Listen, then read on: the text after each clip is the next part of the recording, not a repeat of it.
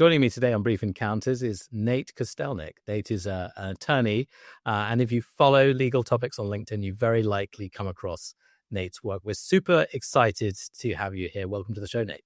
Glad to be here. Thanks for having me. You've worked on thousands of contracts. You've written widely about AI in contracting. And the thing that I love about your writing is you got a really kind of simple way of explaining how tech is reshaping our work. And today we're going to dive into specifically how AI is changing the contracting process and really what that means for the future of negotiation for all of us attorneys and for everyone, really. Before we get into that, just tell me a little bit about your background, Nate. How did you get into all of this? Sure. So I started in private practice with litigation. And after a few years of that, as most people do, they realize it's not quite for them, right? So I moved into transactional corporate IP work and continued that. And then eventually, several years ago, moved in-house to Oncology Nursing Society. We're a national nonprofit trade group for oncology nursing professionals. And I work with a lot of contracts. So draft, negotiate, the whole deal. Amazing. And in your role there, how kind of broad is what you cover? Are you specializing specifically on kind of commercial contracts, or do you get drawn into other areas? Definitely other areas, but kind of the meat and potatoes is commercial contracts, both buy side and sell side, and everything in between, as they say. You've built a bit of a following now certainly on social media for having kind of creative takes on contracting of various kinds, which I'd love to dig into. But what made you start writing about this? I mean, for people like me, it's a dream, but it always strikes me as a very dry topic, contracting. What got you to start thinking and writing in this way? I think it's one, just wanting to have a voice and wanting to put some ideas out there and see what resonates. When you work with so many contracts, you kind of wonder, do other people see the same things that I see? Are they doing it differently? Am I doing it differently? And so just putting those ideas out there, finding kind of a tribe of people who share the same ideas. And also, I like to try and see if I can say something different. If everybody's saying the same thing, it's not as exciting. So trying to push different ideas out there. And again, see if there's a new direction to take things. And one of the interesting things that I saw you were posting about recently was, in the olden days, we used to just redline contracts manually. So Microsoft Word documents, emails, track changes, and it was kind of a sort of often, in my experience, kind of win-lose type negotiation situation you got yourself into. And sometimes you'd have a great commercial counterparty and aim for win-win stuff. But everyone used to say, well, this is very, very manual and it's a very kind of time-consuming process. And AI has come in and we vendors are sort of shouting and say, well, this is so much faster. But you said something that really stuck with me, that you also mentioned that you can move faster, but you can move faster to get further apart as counterparties. What do you mean by that? So similar to what you had just said, with the idea that both sides are maybe going for their own personal wins and maybe not be as collaborative as they could be. And so I think you run the risk of relying on AI to maximize your positions, and you can get your position reflected in the document and you can get it back to the counterparty faster, all with AI. But now your position's all the way over here and the counterparty's position is doing the same thing, going in the other direction. So I think there's a risk. And again, not everybody's going to do that. But I think that's one way that, without kind of thoughtful use of AI, you may not find the benefits that you're otherwise hoping for with AI tech. And where does that problem start? Because for us tech vendors, we're providing the software, but at the end of the day, you have people operating it. Kind of, what is it that falls down? I'm always thinking, like, prior to the AI review coming in, that means that we're not looking for mutually beneficial outcomes. Well, I think it's, you hear the phrase a lot, garbage in, garbage out. And I think in our role, it's being thoughtful about what terms, what positions, what clauses you want to train your AI tool on or create as a playbook. And so on the one hand, you can take, as I mentioned, very maximal positions and ones that are kind of designed for take it or leave it. And those are easy. I mean, right? You can just draft a one-sided clause and plug it in and let the other side deal with it. Or you can take the more thoughtful approach and say, I know they're not going to accept this. it's going to come back something along the lines of this other position. Maybe I can start there. And as you approach that idea and try and reproduce those positions, that's how you get the benefit of AI at scale, is because now you're not creating more work for yourself, having to negotiate those other positions, but you're coming further to closer together with positions that you think are going to be a little more reasonable. I love this concept you use in your writing of playbook maximalism. Just tell us a little bit more about that. So for folks on the line, what does it mean to kind of draft this maximalist playbook? Sure. So in the old days, right, we used to have maybe a Word document or an Excel file or maybe a notepad of your preferred positions, where you would say, limitation of liability is, this is our position, this is what we always want it to be. If the other side pushes back, here's our fallback position. And you can always reliably deploy those positions anytime you review a contract for consistency and risk management and whatnot. But with AI and a lot of the tech tools out there, now you're able to take that knowledge and plug it into the tech. And so you can leverage the repeatability and kind of the scalability of the tool. So you can create a playbook within a tech tool, and you would say, here's our position on limitation liability. Anytime I have a contract reviewed by AI, I want you to review it against this position and either tell me if it passes, if it fails, or something in between. And if it fails, plug in my preferred position. And so in the old days, that would be a very manual process and would take some time. But now you can do that almost instantly with AI. So there is a benefit in that you're losing that kind of administrative work. And there's also a risk that if you don't thoughtfully create those playbooks, you're just going to be sending all your counterparties the same one-sided position and create more work for yourself. I guess all counterparties aren't created equal, right? So that's a human thing that we lawyers used to do and say, well, we know that's the playbook, but actually the supplier is Microsoft or Amazon, and we have no supplier power, and they're probably going to tell us, you take the paper, we don't take comments, this is us. And if you're really lucky, you might get one or two critical things, but it strikes me that AI kind of lacks some of that context slightly. Is there a way that can be bridged? Yeah, so I think you're right. Is that when you submit something with AI, it doesn't know the deal points. It doesn't know who has leverage. It doesn't know how critical the deal is, maybe for one party more so than the other.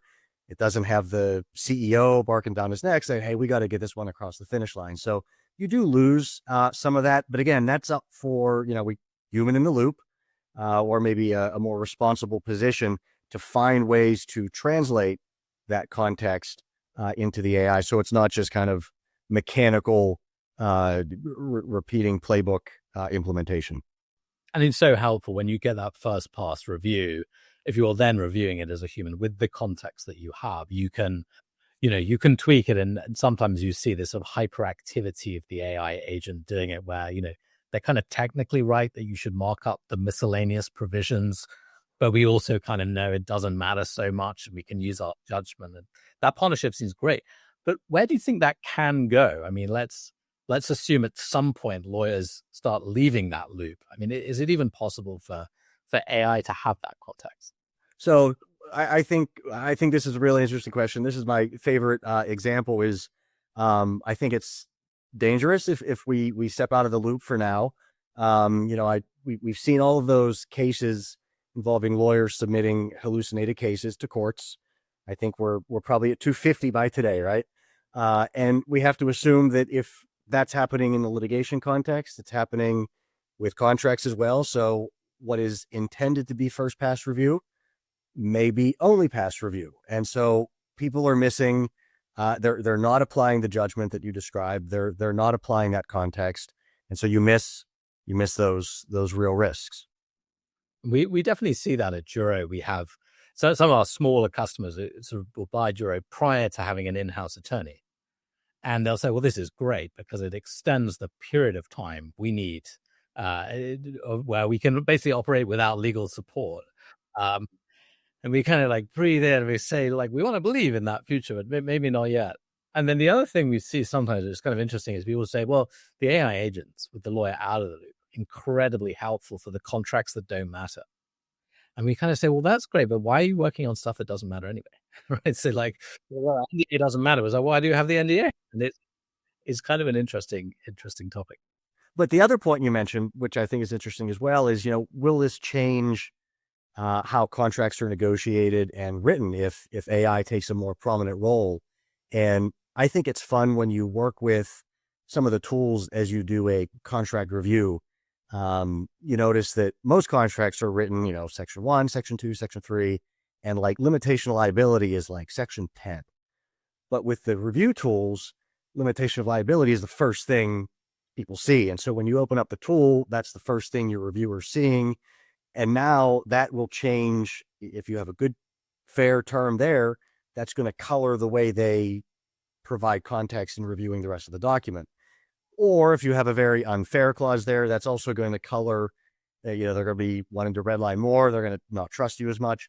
So I think there's a way where we're going to have to expect that kind of the contracts of tomorrow aren't going to look like the way they do today. They're going to be drafted differently to accommodate that AI review. So I'm curious to see how that goes. I don't have any answers, but I'm mindful of that. So. Yeah, I mean, we got a bit involved in the legal design movement, which kind of got going 2018 around then. And that was a question posed back then, which was, you started to see documents designed with kind of almost like the key terms up front.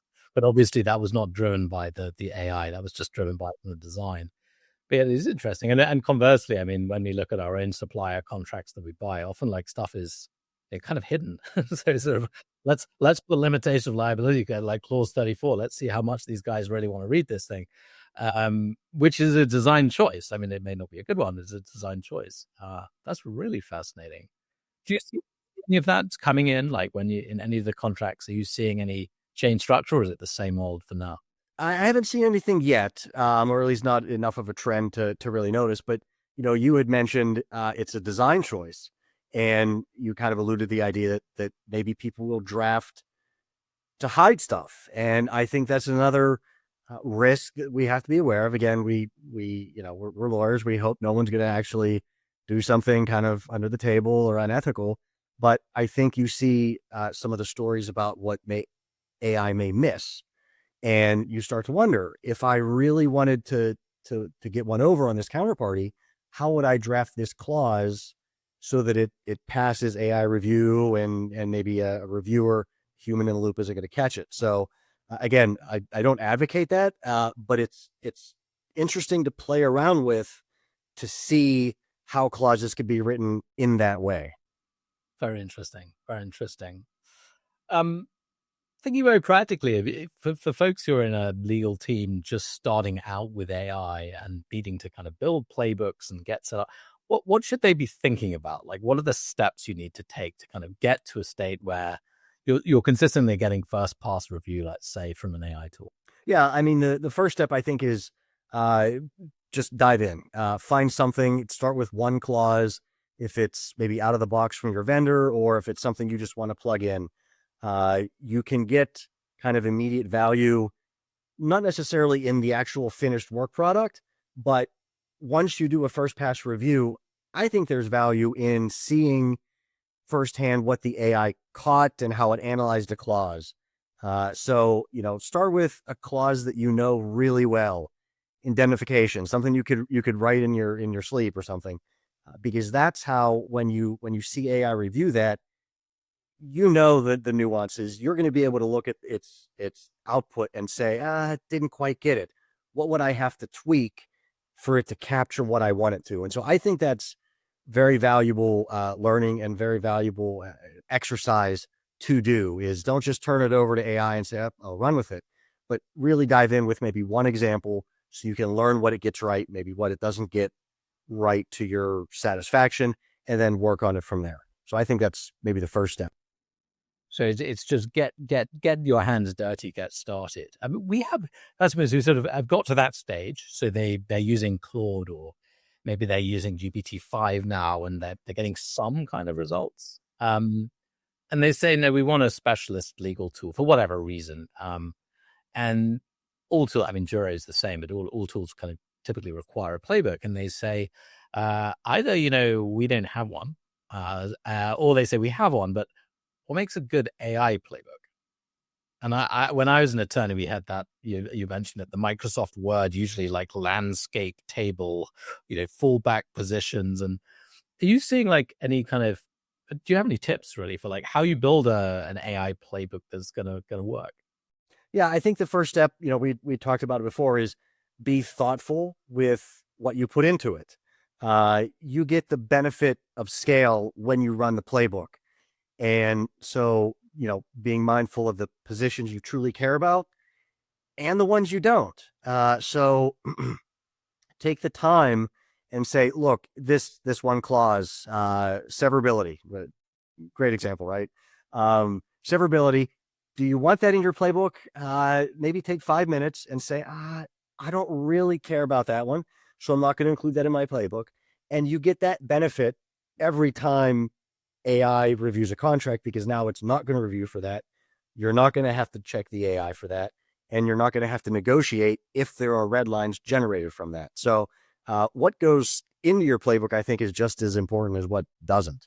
That's really interesting on exclusions, because I think one of the questions we often get from, a new GC coming into the business is what's the business's risk appetite? And they normally have a conversation with a CFO, which is kind of a treading on eggshells type conversation of like, how do you feel about this? And can we do that? The playbook's actually a great way to just send it to the CFO and say that this is the level of risk appetite. What do you think? And it actually gives you the ability to like exclude something you might mark up 500 or 1,000 times, and it turned out it was pointless. The business didn't care. So yeah, very interesting.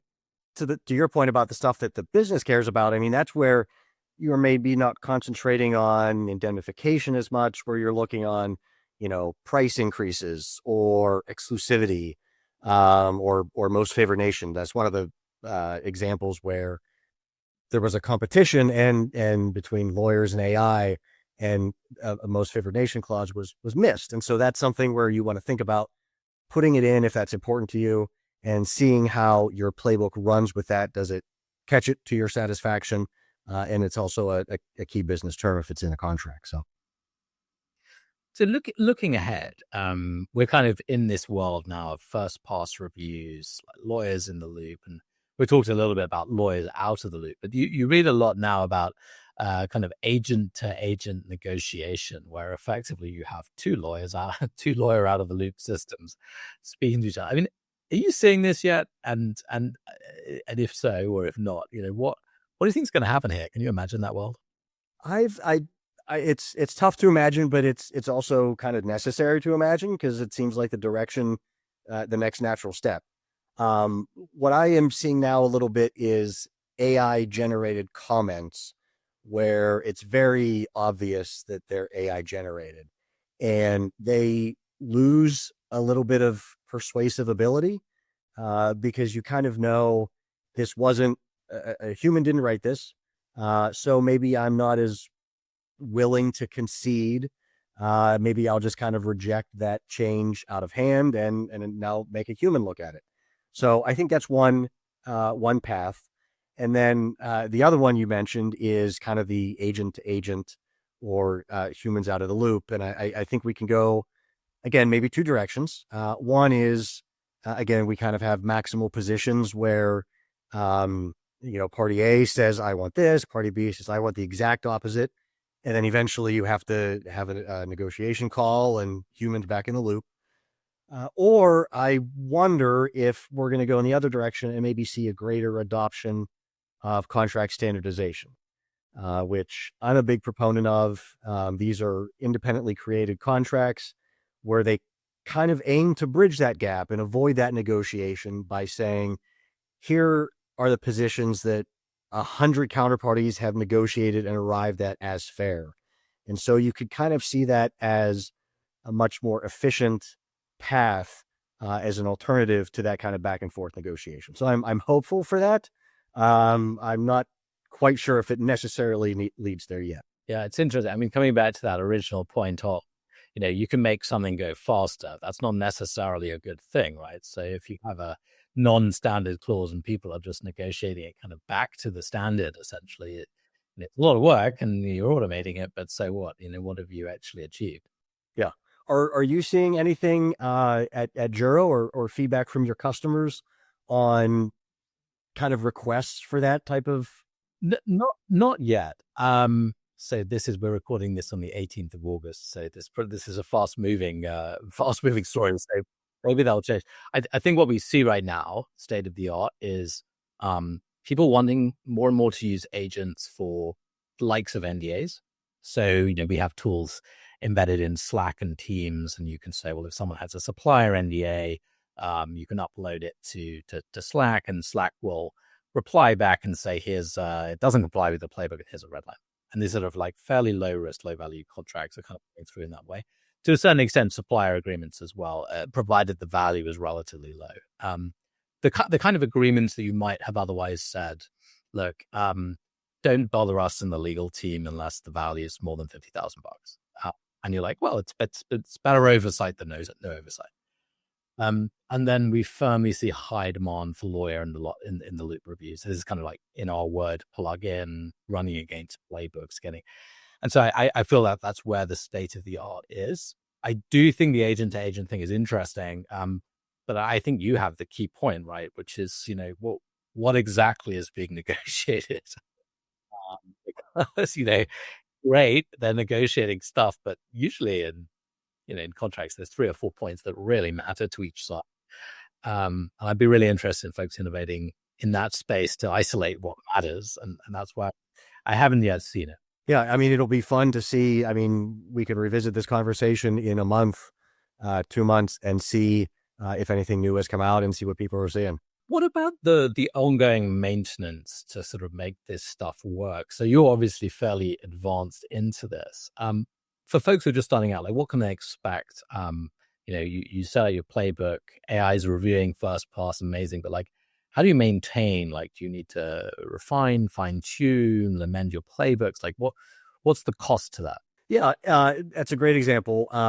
Again, with kind of iterative design, I think your playbook should be a living document. And with how easy it is now to point and click and drag and update those playbooks, I think that's something you should always be doing, because as soon as you make one change in a playbook, you get that benefit immediately and at scale. So I'm a fan of, pruning your playbook and looking at those red lines that you find yourself saying, hey, our playbook identified this clause, they made a red line, I'm going to reject it. I don't think it's important.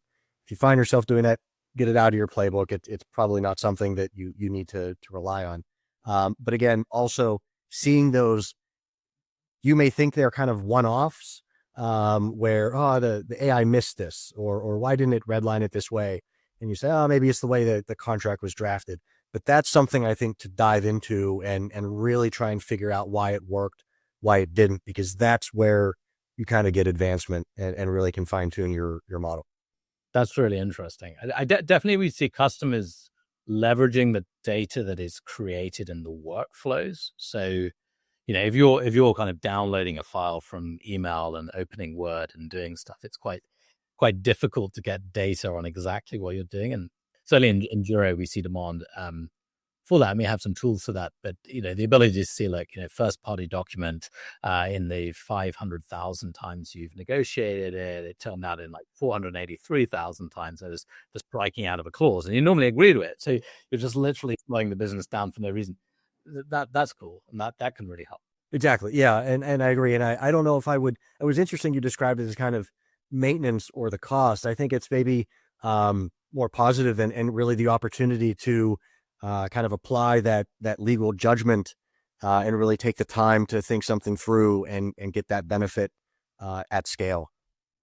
And it's an amazing thing, I think, that for a lawyer. I remember when I'm quite bad at coding, but I taught myself to code when I was building Jura. And I remember being like, you can write a thing and it will operate without you.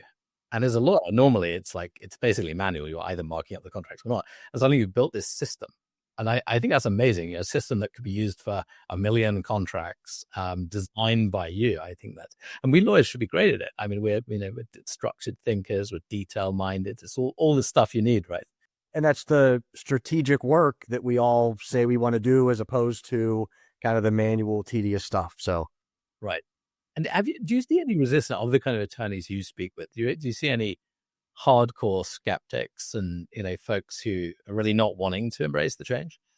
I don't know if skeptics, definitely. And I think they're valuable. I mean, there's a lot of people pointing out, hey, maybe your data's not protected the way you think it is. Hey, they're going to train on your prompts. I think there's some really interesting stuff about prompt injection and where you might see that as well. So there are a lot of valid concerns. I think it's important to read those and really understand them. It's easy to get swept up in the hype and use AI as much as you can, but it's also really valuable to understand those perspectives. So you kind of have a little bit of cold water and say, I should be mindful of this. Think through how I'm going to handle that risk. But if you're a full-fledged, non-believer or something, I think you're going to be left behind, because it's only going to get better. And there are right now great use cases where it's providing a ton of value. And so I think you're missing out. And that's, I think, a great place to end our chat today. So Nate Kostelnik, thank you so much for being on Brief Encounters. Thank you, Richard. I had a great time, and thank you to Juro as well. And where can people find out more about you and read your work? I'm on LinkedIn at Nate Kostelnik. So send a connection request and feel free to follow along. Give Nate a follow, and thanks again, Nate, for being on the show. Thank you, Richard.